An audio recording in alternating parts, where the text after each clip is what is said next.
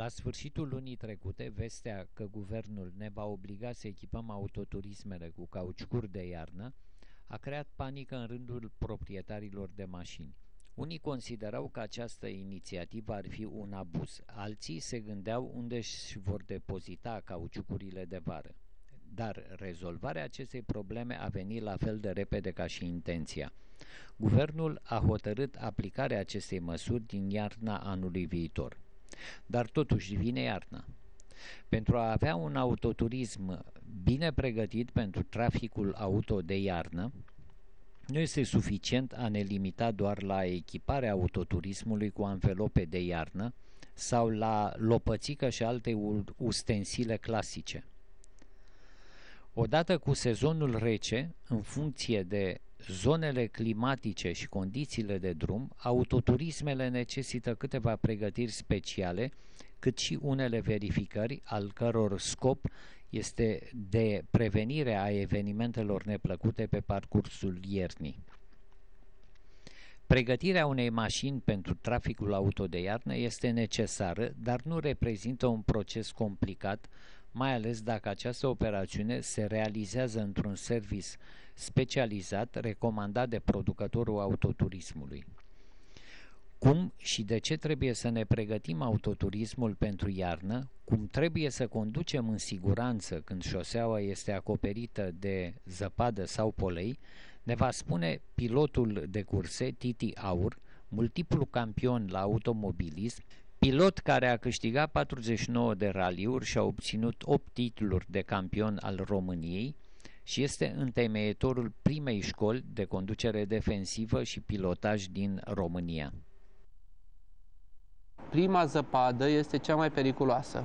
De ce? Din 3 motive. 1. Ne prinde fără cauciucuri de iarnă, de obicei. 2.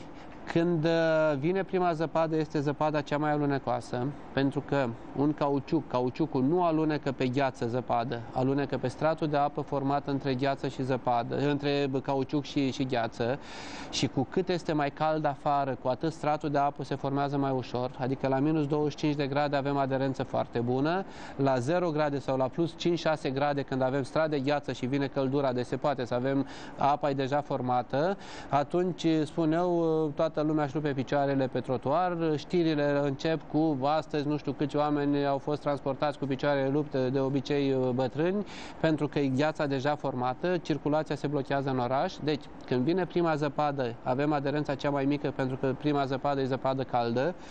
Și al treilea motiv este că din punct de vedere al setării noastre, noi șoferii, suntem învățați cu aderența bună. Când intrăm pe aderența scăzută, încă suntem reglați, dacă pot spune așa, că mașina se oprește și mașina nu se mai oprește. Deci noi nu suntem acomodați cu aderența scăzută, cauciucul este cauciuc de vară de obicei, zăpada căzută este cea mai puțin aderentă. Deci atunci este șocul cel mai mare, atunci apar cele mai multe accidente. Dacă ținem cont de cele 3 aspecte, cauciucuri, și noi trebuie să fim atenți și să știm că e aderența cea mai mică, accidentele vor scădea. După care, la fiecare variație de temperatură foarte mare, trebuie să știm că vine frigul foarte mare, vom avea aderență mai bună. Dar nu trebuie să ne considerăm deja super șoferi, pentru că las că de acum știu să merg pe zăpadă. Nu, doar faptul că, Doamne, ne-a dat temperatură prea mică, avem aderență mai bună. Când va veni căldura, din nou vom avea aderență mică și din nou nu mai controlăm mașina. O mașină care are mici probleme tehnice, mici probleme înseamnă un mic joc la pivot, plăcuțele de frână prea uzate, amortizoarele prea uzate, nu știu, așa zis mici probleme, se pot transforma în lipsă de aderență sau în lungirea spațiului de frânare sau în eficiență mai mică atunci când încercăm să evităm un obstacol. Deci, în primul rând, să fie bine pregătită și vară, și toamnă, și iarnă. Iar în mod special pentru iarnă ar trebui să știm câteva lucruri. În primul rând, cauciucurile sunt de iarnă și de vară. Cauciucurile de iarnă sunt special construite încât să aibă aderență mai bună iarna, chiar dacă nu avem zăpadă afară. Dar au și cauciucurile de iarnă o mică problemă.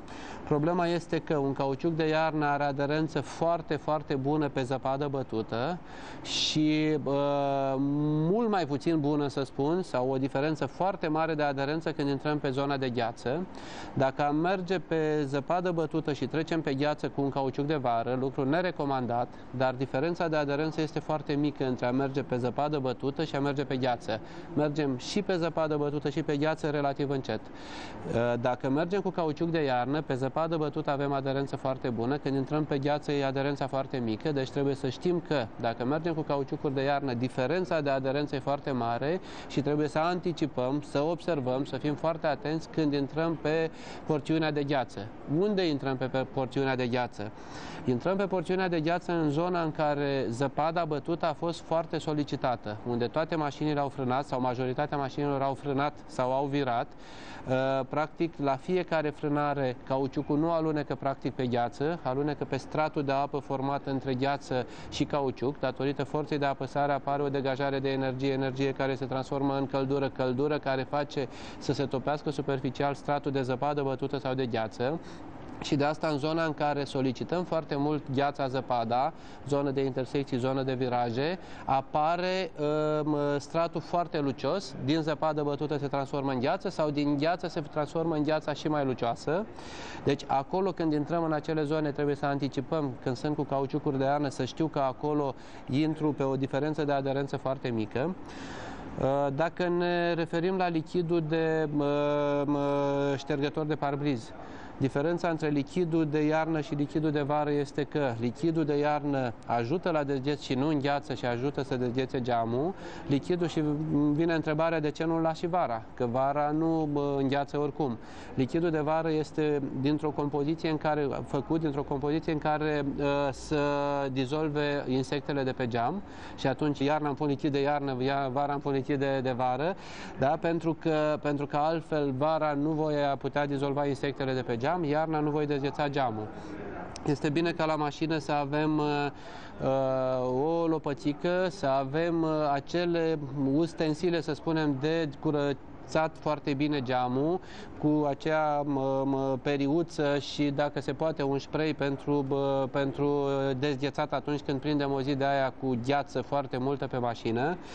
O greșeală care se face de asemenea iarna din comoditate, dar mai ales datorită frigului, venim la mașină dimineața, mașina este toată înghețată, facem ca pisica un ochi mic acolo să vedem puțin în față, nu curățim foarte bine geamurile laterale, chiar și parbrizul curățim doar parțial, nu curățim oglinzile, ieșim în trafic, neavând vizibilitate, accidentul este gata făcut sau aproape făcut și atunci trebuie să avem răbdare să facem în așa fel încât să avem vizibilitate bună, să curățim inclusiv faruri, stopuri, tot ce e, ca să ne facem și vizibili. Mașina nu are faruri și lămpi pe spate doar pentru a vedea noi, ci și pentru a ne face vizibili, adică a fi observați. Atât vara cât și iarna, recomandarea noastră este, din punct de vedere conducere defensivă, să se meargă cu farurile aprinse, cu faza lungă peste tot, cu toate că legea este, din punctul meu de vedere, greșit făcută sau parțial ne obligă să mergem cu faruri aprinse pe drumuri județene, pe drumuri nu mai știu de care, în localitate se spune că nu, numai pe drumuri europene, dar recomandarea este să aprindem farurile pe faza scurtă peste tot, pentru că o mașină cu faruri aprinse, cu faza scurtă aprinsă, nu cu lumina de poziție, se face vizibilă cu 3 secunde înainte față de o mașină fără faruri aprinse. În perioada de iarnă, probabilitatea ca vizibilitatea să fie mai mică, datorită atmosferei încărcate, datorită apariției de ceață sau de semi-întuneric, pentru că e foarte înnorat, datorită căderii de precipitații, ploaie, zăpadă, vizibilitatea este în general mai mică față de perioada de vară și cu atât recomandarea de a aprinde farurile pe faza scurtă este mai valabilă. Deci sunt câteva lucruri pe care putem să le facem. Dacă le recapitulăm: cauciucuri de iarnă, material antiderapant, lopățică și alte ustensile de curățit geamul, lichid de ștergător de parbriz de iarnă, aprins faruri, spuneam, deci și, bineînțeles, atenția mult mai mare și anticiparea, pentru că probabilitatea de a intra de pe o aderență bună pe o aderență mai puțin bună este mult mai mare decât vara. Sunt anumite cauciucuri recomandate ca fiind pentru toate sezoanele. Este un compromis și ca orice compromis înseamnă că nu e bine nici pe uscat, nu e bine nici pe gheață sau nu e atât de bine. Cauciucul de vară, adevărat, cauciucul de vară, spuneam că are aderență foarte bună și cu cât este asfaltul mai cald, cu atât aderența este mai bună, dar începând de la plus 7 grade în sus este recomandat cauciucul de vară. Sub plus 7 grade, deci de la plus 6 grade în jos, până la temperaturi negative, cauciucul de iarnă este mai bun. Acel compromis cu cauciucul mix, valabil și iarna și vara, nu e, după părerea mea, cea mai bună soluție. Este, după cum spuneam, un compromis. Cum poate să-și cunoască un consumator o mașină? Ce trebuie? Care sunt etapele pe care trebuie? În primul rând trebuie să-și dorească. În al doilea rând trebuie să facă școală. Școală, din păcate, în România, școlile de șoferi sunt, datorită concurenței, și aici nu se înțelege că acuz într-un fel instructorii de la școlile de șoferi. Din dorința de a câștiga, să zic, o pâine învățând oamenii să conducă, concurența a făcut să scadă prețul foarte, foarte mult. După părerea mea, cu prețurile care se vehiculează acum 5, 6, 7 milioane pentru școală de șoferi, nu poți să înveți un om să conducă. Poți, practic, să-l inițiezi, să înțeleagă un pic cam cum să plece de pe loc, cum să meargă pe dreapta, cum să oprească mașina și cum să o parcheze dacă mai ai timp. Dacă nu, las că înveți tu un timp cum o să o parchezi. Și atunci se învață foarte puțin la școlile de șoferi. Pentru a învăța să conduci mașina, cu adevărat, ar trebui să faci mult mai multe. În toate țările civilizate, începând de la Austria încolo în toată Europa, în America, în Canada, în Australia, în Noua Zeelandă, se fac cursuri de formare profesională și când vorbim formare profesională nu mă refer doar la șoferii cu cei cu carte de muncă, pentru că din punct de vedere conducere defensivă, diferența între a fi șofer profesionist și a fi amator nu este că scrie pe cartea de muncă sau am B-ul, C-ul, E-ul, D-ul și nu știu câte grade, ci diferența este așa: șoferul amator conduce doar când are chef, dacă e vremea urâtă nu conduce, se duce până la mare și stă 3 zile până la mare, de la București până la Constanța, că așa are chef și este șofer amator. Șoferul profesionist este până și o femeie care își duce în fiecare dimineață copilul la grădiniță cu mașina, după care este casnică, pentru că în fiecare dimineață, dacă o doare măseaua, dacă are gripă, dacă s-a certat cu soțul, dacă are mama bolnavă, când coboară jos, copilul plânge, mașina e înghețată, circulația e aglomerată, toată lumea claxonează, toată lumea jură pe toată lumea, ea trebuie să se descurce, să se ducă până la grădiniță și înapoi. Deci din acest punct de vedere este șofer profesionist și pentru a nu face accident trebuie să știi mai multe lucruri. 1. Cum funcționează mașina? Lucruri pe care le poți învăța, începând cu școala de șoferi, cursuri de conducere defensivă, ceea ce facem noi aici, citind, intrând, învățând anumite lucruri pentru a înțelege mașina. Cursurile de conducere defensivă au rolul de a învăța șoferul care are permis, care conduce de 1 an, de 2 ani, de 10 ani, de 20, de 30 de ani. Pe de o parte are rol de protecție a muncii, adică de a atrage atenția șoferului, indiferent ce scrie pe, spuneam, pe cartea de muncă, a atrage atenția sau a aduce aminte că mergi pe dreapta, nu călca baba, semnalizează, aprinde farul, lucruri pe care le știi, dar ți le aduce aminte așa cum îi spui și electricianului și strungarului din când în când protecția muncii, dar au și rolul de a upgrada șoferul, de a veni cu noutăți din legislație, cu noutăți tehnice, ce face ABS-ul, ce face SP-ul, ce face, de a face anumite teste practice pentru a înțelege cum să stăpânești mașina. Nimeni nu-și poate permite, mai puțin câțiva, să zic, tineri sau mai inconștienți care exagerează pe stradă, dar în general nu-ți permiți pe stradă să faci o frânare la limită, să faci un control al mașinii în derapaj, să încerci ABS-ul, să încerci SP-ul, să vezi ce fac acele sisteme. Citești, vezi că există, spui ce minunat, mașina mea are sistemele astea, dar eu nu o să știu dacă le are sau nu, sau cum funcționează, decât când ajung la limită, când oricum poate fi foarte târziu. Venind la un curs de genul ăsta, curs de conducere defensivă în anumite zone, în poligoane pregătite și cu instructori pregătiți, practic ajungi să exploatezi mașina la limită, nici măcar mașina ta, ci mașina școlii, să înțelegi ce fac sistemele, înțelegând ce fac sistemele, vei putea să le folosești, să le utilizezi, unul, prin a nu ajunge la limita respectivă, sau dacă ajung întâmplător la limită, știu ce trebuie să fac. Să trag de volan, să nu trag de volan, să frânez, să nu frânez, cât de tare să apăs pe pedală, cât de tare să nu apăs, cum să evit. Văd că aici avem în spatele nostru o mașină. Când intrasem în acest loc, ea se răsturna. Aveți un simulator de tamponare. Care este rolul acestor? Rolul este așa. Logica cursului este așa. Se face prima dată teorie care are 3 părți. O parte introductivă cu chestionare, cu întrebări, cu reguli de prim ajutor, cu câteva reguli din legislație, noutăți. Pe urmă, o a doua parte de dinamica mașinii. Cum se accelerează, cum se frânează, cum se controlează mașina în derapaj, cum trebuie să faci ca să ieși din subvirare, din supravirare, vorbind de teorie.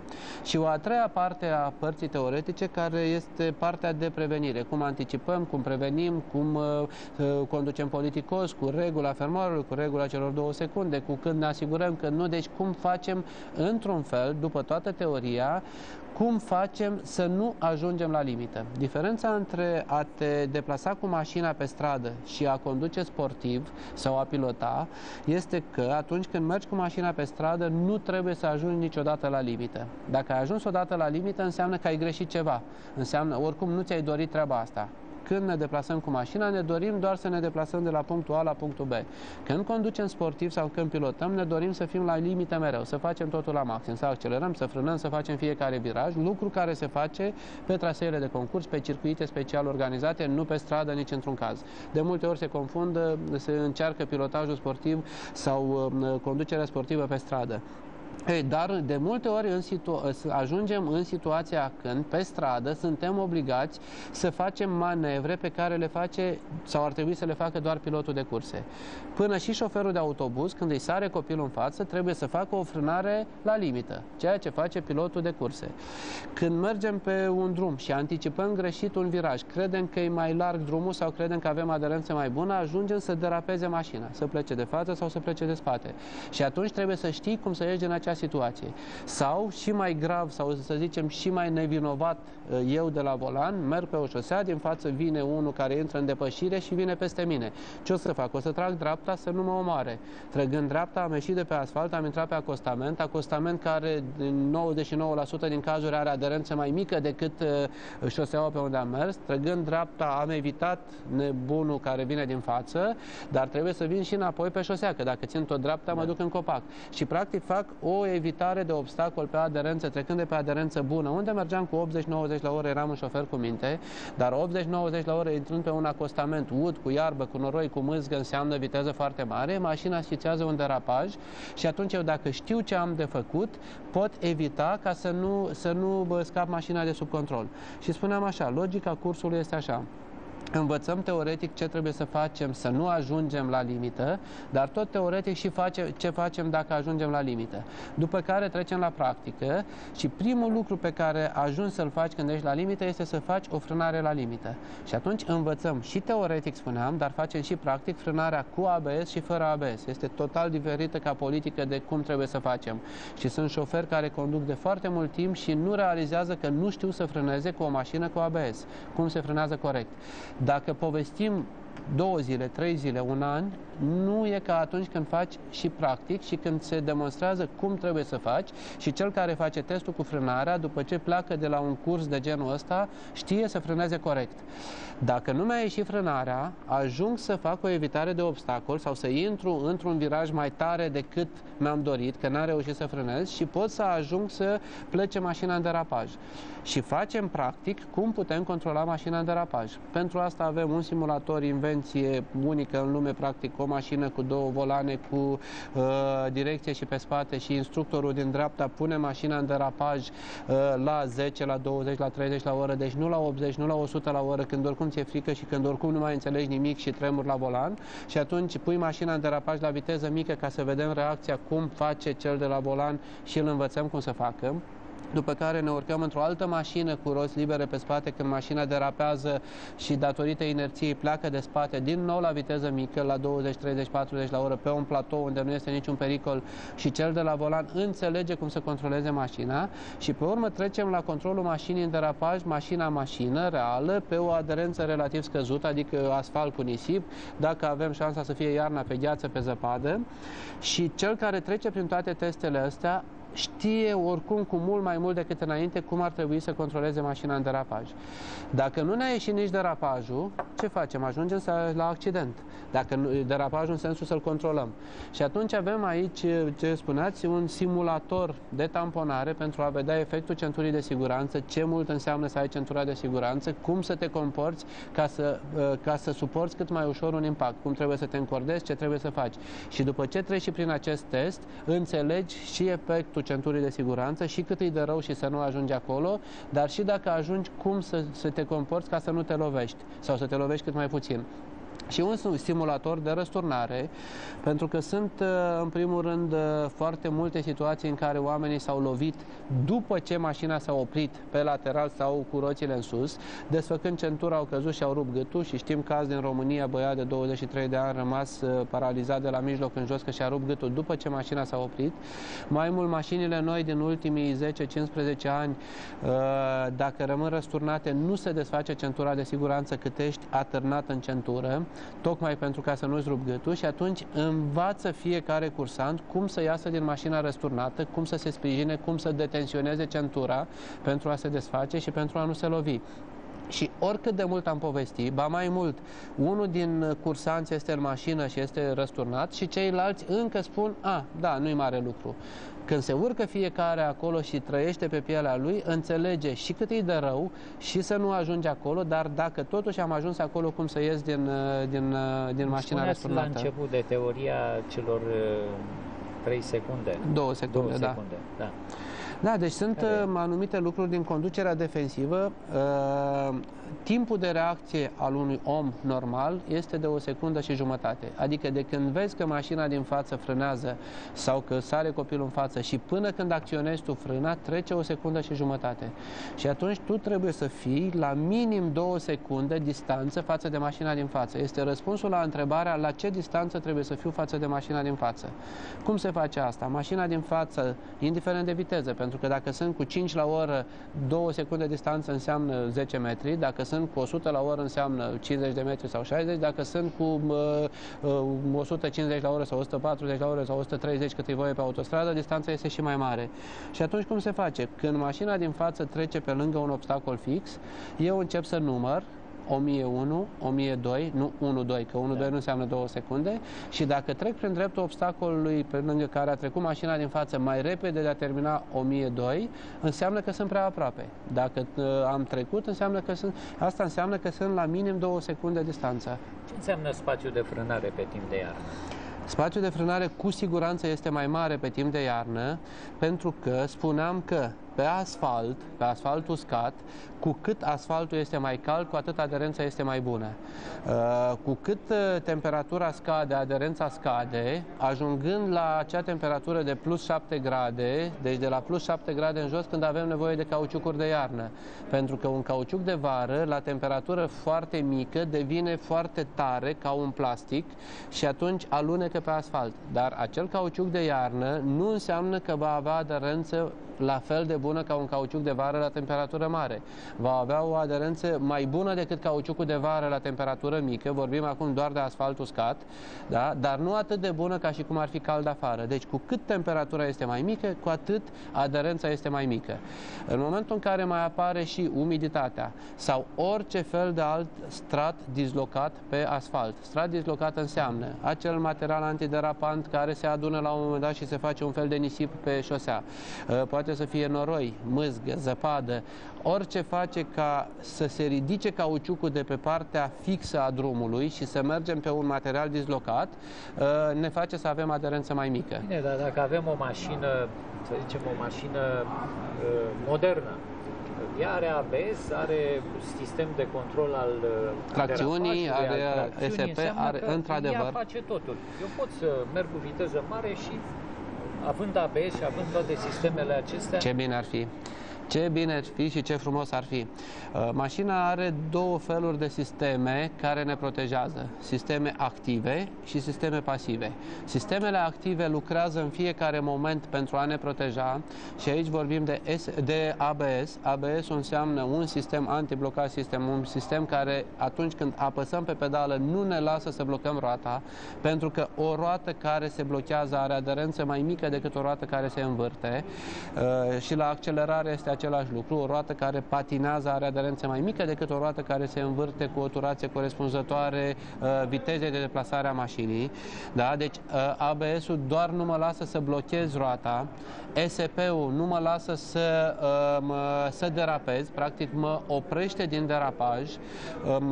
Sunt sisteme care nu mă lasă să rup aderența la accelerare, deci sunt sisteme care lucrează într-adevăr și mă ajută, dar niciun sistem din lume nu poate să anuleze forțele din fizică. Adică vreau să fac un viraj de stânga, forța centrifugă mă aruncă în exterior, atâta timp cât am aderență bună, fac virajul, când nu mai am aderență bună, centrul de greutate, inerția mă împinge și îmi duce mașina de față sau de spate, ajungând la subvirare sau la supravirare și nu mă mai lasă să merg pe traiectorie. Adică nu înseamnă că dacă am ABS, absolut deloc. Absolut deloc, absolut deloc. Deci mă ajută până la o limită. Mă scoate din anumite situații limită, unde dacă nu aș fi avut acele sisteme, aș fi fost mai repede în șanț sau mai repede în exteriorul virajului. Dar asta nu înseamnă că pot să merg cu orice viteză, oricând, oriunde. Se mai face greșeala, mai ales tinerii consideră că dacă au o mașină foarte sofisticată, cu multe airbag-uri, mașina aia îl va proteja în orice situație și airbag-ul este un fel de pernuță moale care te salvează și te ține așa părintește să nu cumva să pățești ceva. Nu-i deloc adevărat. Când te comporți urât cu mașina, mașina răspunde cu aceeași monedă, se comportă urât cu tine. Când dai cu mașina în gard, mașina îți dă un pumn în nas, adică îți dă un airbag în nas, care este echivalentul unui pumn, ca și cum ți-ar da un boxer cu mănușa de box. Poate să-ți rupă nasul, poate să-ți rupă maxilarul. Într-adevăr, te salvează în sensul că nu mori, în sensul că nu ți se rupe coloana, în sensul că nu dai cu capul de volan ca să mori. Dar nu înseamnă că este prea plăcut să iei un airbag în nas și cei care au avut nefericita ocazie să iau un airbag în față știu că nu e deloc o plăcere. Nu mai vorbim de costuri.